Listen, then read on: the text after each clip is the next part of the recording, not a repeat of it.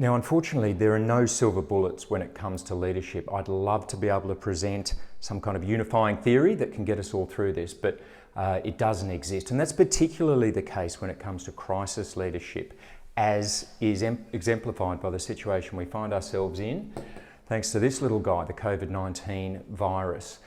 What we want to do instead, rather than looking for that silver bullet, is develop what Berkshire Hathaway's co-founder Charlie Munger referred to as a lattice work of models. Now, one of the first and most useful models is a thing called the triangle model.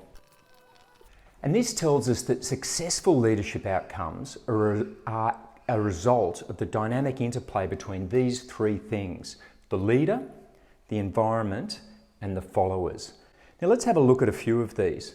Environment first. Now clearly this is no longer a business as usual situation. The whole world is entering into a new normal.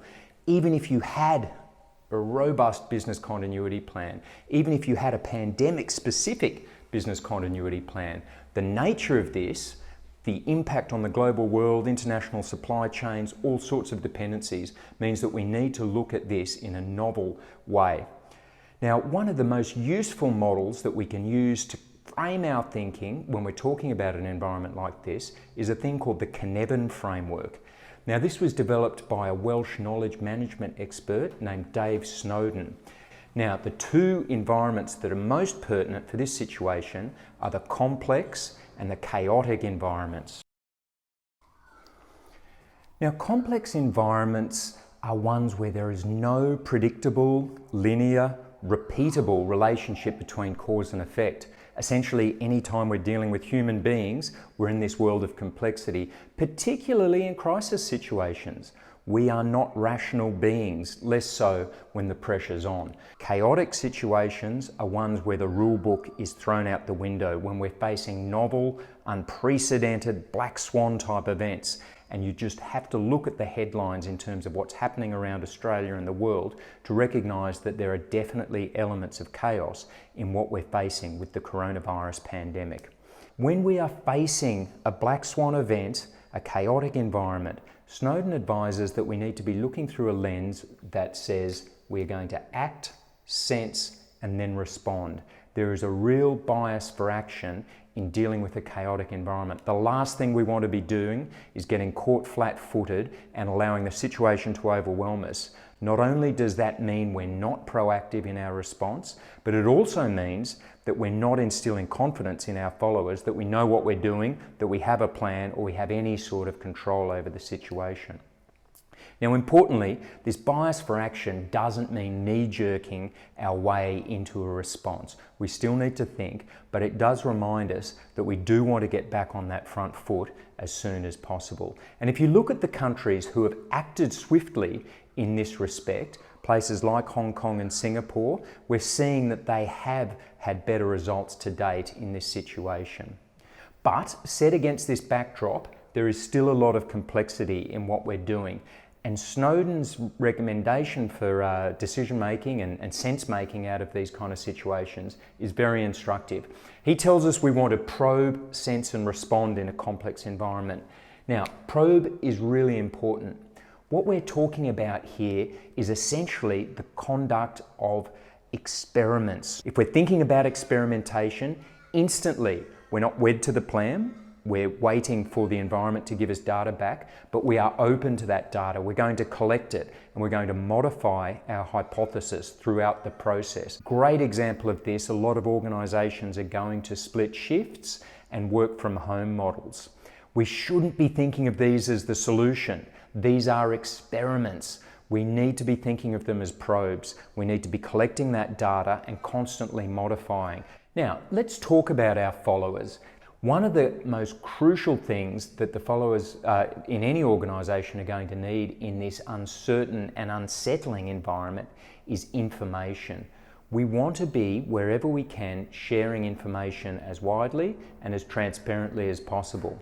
We're seeing some great examples of wiki-type pages, latest points of truth being put in a common single source of truth for the organisation. These kind of portals are fantastic as a means of sharing that information. The other thing we need to consider that when it comes to information is that message transmitted does not necessarily mean message received. We can't just fire and forget this either.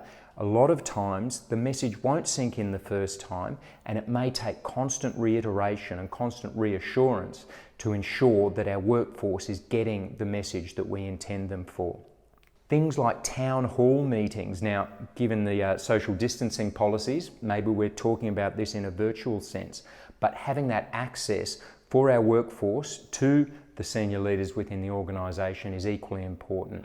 It will probably mean a bit of time that we need to spend. It will probably mean saying the same thing more than once, and it'll probably mean dealing with some fairly emotional and maybe a little bit of angst in terms of the questioning and the engagement.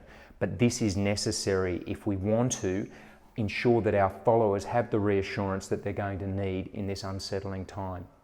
A really great example of this from recent history is the case of Toll and Norsk Hydro. Now, both of these organisations suffered pretty devastating cyber attacks, but the way they handled them was markedly different.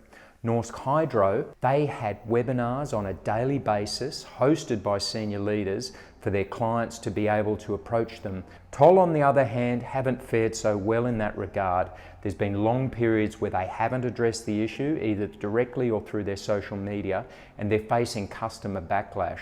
Norsk Hydro, from all reports, hasn't lost a single key client as a result of the situation.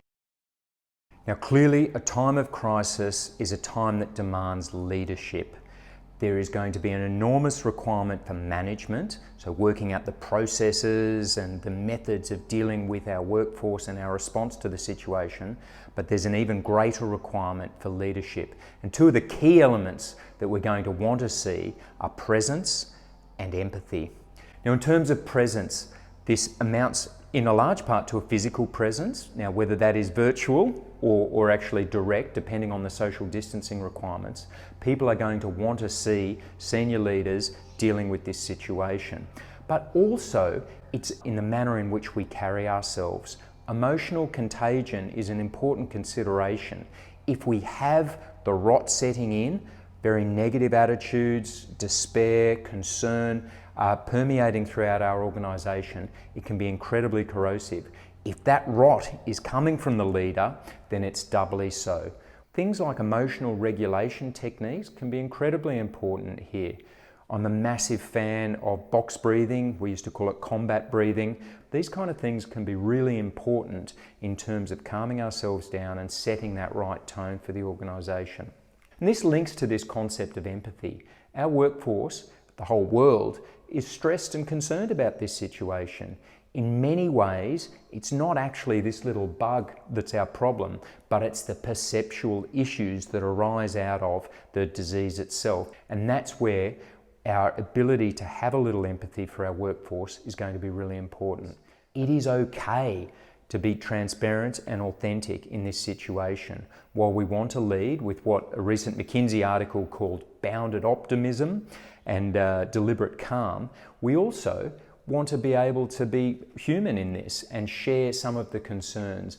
But in the midst of this, we do want to be reassuring that we do have a policy, we do have programs, we do have plans to be able to work our way through it. The final consideration with empathy is towards yourself. Often there's an element of people going into hero mode, and already we're seeing a lot of executives working round the clock in the best interest to try and deal with this situation for their followers, for their organisation. This is fantastic, but we need to understand that this is not going to be over quickly. And therefore, the last thing we want to do is burn ourselves out in the first month, the first couple of weeks of this crisis.